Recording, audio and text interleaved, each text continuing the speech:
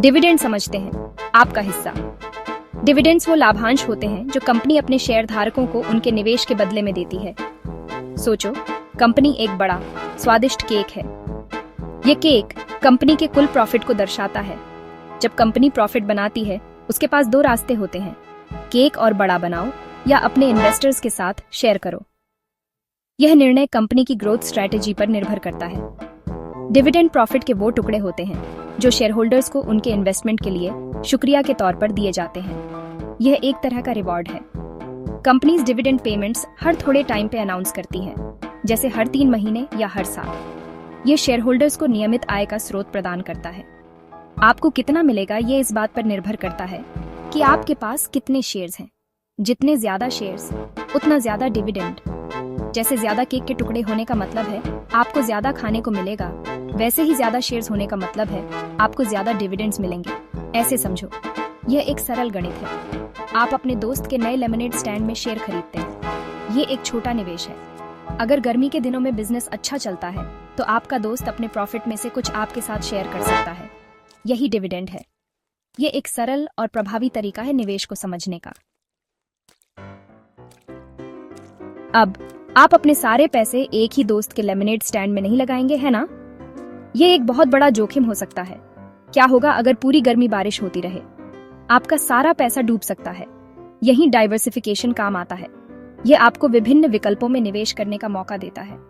Diversification ऐसा है जैसे आपके पास सिर्फ सेब की जगह अलग अलग फलों की टोकरी हो। इससे आपके पास हमेशा कुछ न कुछ अच्छा रहेगा। अगर एक फल खराब हो जाता है तो आपके पास खाने के लिए दूसरे फल भी होते हैं।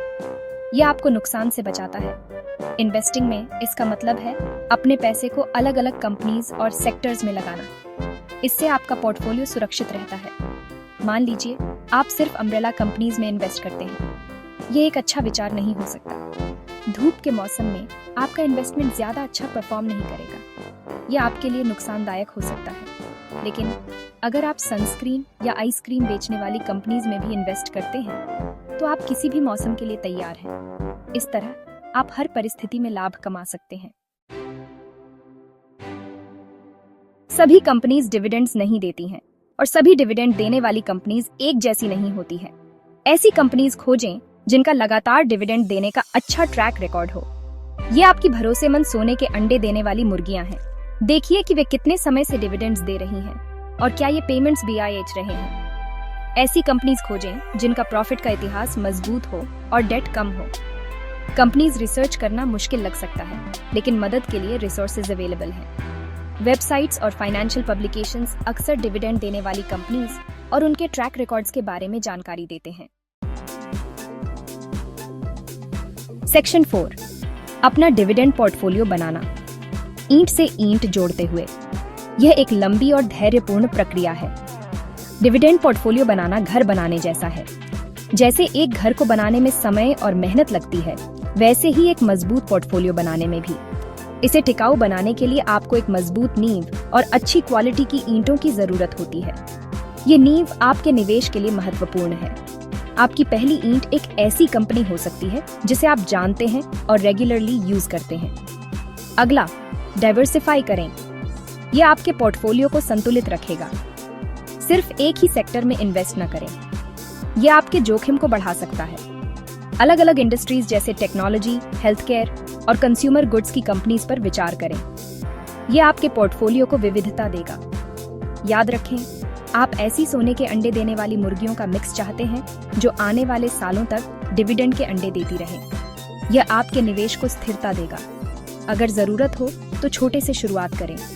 धीरे धीरे अपने निवेश को बढ़ाएं। इन्वेस्टिंग शुरू करने के लिए आपको बहुत ज्यादा पैसों की जरूरत नहीं है। छोटे निवेश भी बड़े लाभ दे सकते हैं। कई ऑनलाइन प्लेटफॉर्म्स आपको फ्रैक्शनल शेयर्स खरीदने की सुविधा देते हैं। मतलब आप एक शेयर का हिस्सा खरीद सकते हैं, भले ही आप पूरा शेयर अफोर्ड न कर सकें।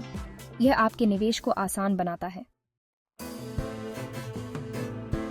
सेक्शन 5, फायदे उठाना, डिविडेंड्स की ताकत। डिविडेंड इन्वेस्टिंग एक लॉन्ग टर्म गेम है। ये पेड़ लगाने जैसा है। आपको इसे पोषित करना होगा और इसे बढ़ने के लिए समय देना होगा। समय के साथ ये डिविडेंड्स कंपाउंड हो सकते हैं, स्नोबॉल इफेक्ट पैदा कर सकते हैं। कल्पना करें कि आप अपने डिविडेंड्स को रीइन्वेस्ट करके और ज्यादा शेयर्स खरीदते हैं। जैसे जैसे आप ज्यादा शेयर्स जमा करते हैं, आपको और भी ज्यादा डिविडेंड्स मिलते हैं, जिससे आपकी वेल्थ बिल्डिंग जर्नी तेज होती है। और इन्वेस्टिंग टिप्स के लिए इस चैनल को लाइक, शेयर और सब्सक्राइब करना न भूलें। और नीचे कमेंट में हमें अपने डिविडेंड इन्वेस्टिंग एक्सपीरियंस के बारे में बताना न भूलें। हमें आपसे सुनना अच्छा लगता है।